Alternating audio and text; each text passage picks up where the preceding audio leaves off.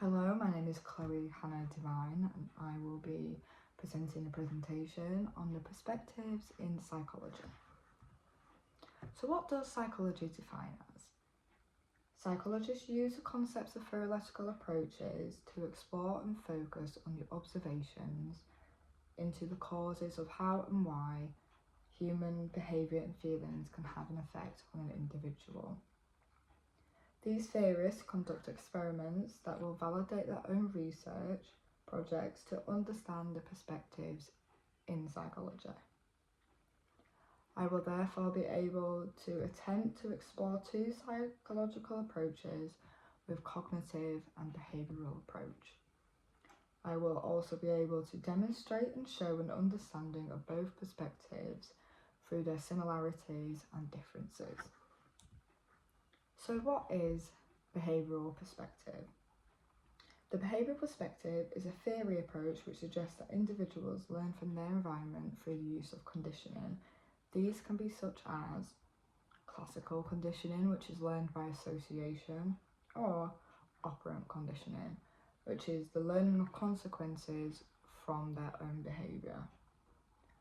Radical behaviourism is learning is a result where physical change forms from having contact with something within their surroundings.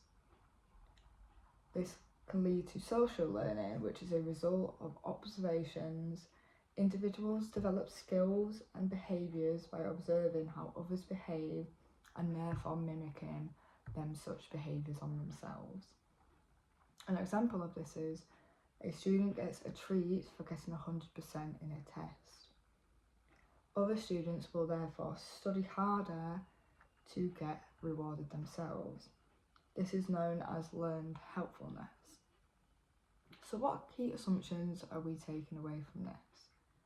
Behaviour is shaped by the environment and is a response to something within people's surroundings. And also that internal processes and observable behaviour should be studied. Now we're moving on to cognitive perspective. So what is cognitive perspective? It is an understanding that the processes of a person's mind from experiments. It then explores the mental processes within the brain and how one's thoughts, beliefs, and attitudes can shape one's behaviour. There are many theories that come along with this, and one of them is the attribution theory. This is how an individual can explain the causes of their behaviour caused by the effects of events, whether these events are positive or negative experiences. So what key assumptions are we taking away? That internal mental processes are the study of internal processes of the mind of how thoughts and beliefs shape human behaviour, such as perception, attention, memory, language and thinking. And also there is the computer analogy. This is the comparison between cognition of humans and computers. For example, computer parts help function the computer at the input and output devices, like how the parts in a human body help function the body itself. So this can be organs, brain, lungs, anything to do with the body. And now we're going to be looking at the theorists. Martin Seligman is a behaviour theorist. He was born on the 12th of August in 1942. He is an American theorist who is most famous for his research on the learned helpfulness. Seligman conducted a range of experiments in the 1960s. One focused on the processes of classical conditioning. In one of his experiments, he exposed a group of dogs to a variety of electric shocks which they were unable to escape from. Eventually, they are conditioned to associate the pain from the shocks with the learned helpfulness. A quote from Seligman is, "It is evidence-based and valuable and powerful tool for further research and application within therapy and our personal working lives. Our next theorist is another behaviourist theorist, is John Broadus Watson. He was born on January 9th, 1878, and also was an American psychologist. He conducted a well-known experiment called the Little Albert experiment in the 1920. His hypothesis was to find out if certain emotions were natural or were learned, and that using classical conditioning can create a response of that emotion to stimuli. So this could be a monkey, a rabbit, a dog, or a white rat. What are the criticisms that we take from this experiment? It can be deemed as unethical because the participant was not informed of consent due to them being underage of 9 months old. The next one is the size of the experiment was small because it only had, again, one participant. And finally, the potential of the unknown long-term psychological harm over time. Watson concluded that humans can have the emotion of fear from natural stimuli, classical conditions, to the individual by connecting the idea of the phobia with the stimuli. For another example is the white rat. This demonstrates that fear response can be conditioned through environmental factors. The final theorist that we're looking at is Aaron Beck. He is a cognitive theorist. He was born July 18th, 1921, and is an American theorist who is commonly known for his research in the cognitive behaviour therapy in the 1960s. He developed the cognitive theory on depression, and he created the therapy system study in 1967 known as the cognitive triad. The cognitive triad is how adults with depression have different perspectives on the world and how they are viewed. This is made up of 3 instances: cognitions, actions, and feelings.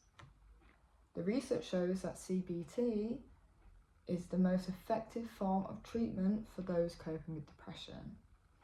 CBT alone is 50 to 75% effective for overcoming depression and anxiety after 5 to 15 months.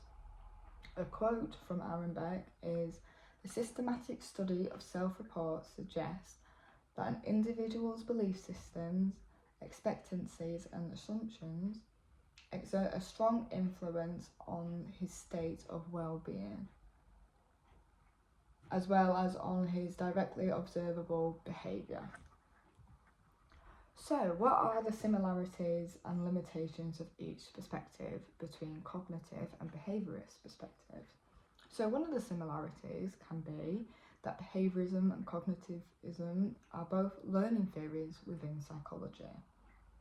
But we need to look at the limitations, and one of them is that behaviourism is based on the concept of stimuli and response, but cognitivism is based on the mental processes within one's brain. Another similarity is that they both help to aim to improve, to learn more about the perspectives. The cognitive perspective focuses on the internal processes, whilst the behaviour perspective focuses on the external factors of how it shapes an individual's behaviour. And finally, both of these perspectives use mechanisms for their approaches, but the final limitation is cognitivism uses the computer analogy as their format, whilst behaviourism uses the approach of external environmental factors such as the use of conditioning. Psychological perspectives and their application to depression in everyday life. So what is depression? Depression is a mood disorder that causes the persistent feelings of sadness and loss of interest in an individual's life. The cognitive perspective can be applied through cognitive behavioural therapy, which is known as CBT. It is the talk-based therapy approach that is used for positive side of. It is an approach that is used for psychological disorders and short-term approach for depression and to help reduce symptoms. The thought-catching technique suggests that cognitive behavioural therapy shows effective results in lowering depressive symptoms with the positive side effects of helping individuals themselves. The behavioural perspective has the hopelessness theory, which has been developed from Seligman's learned helpfulness theory. It suggests that negative situations are unavoidable and create persistent thoughts and feelings in an individual's mind. An example of Seligman's conducted a study in 1974 with human participants who were split into groups where they experienced loud noises but could press the button multiple times to stop. Another group had the button that was unfunctional, and the final group was subjected to no noise at all. There are effective treatments available to assist in improving the quality of life for people with depression. Some limitations and strengths occur that show both perspectives have variations in treatment methods. The outcomes vary from short-term results. People can overcome the mental processes by receiving the right care, and their mindset is positive to apply to themselves.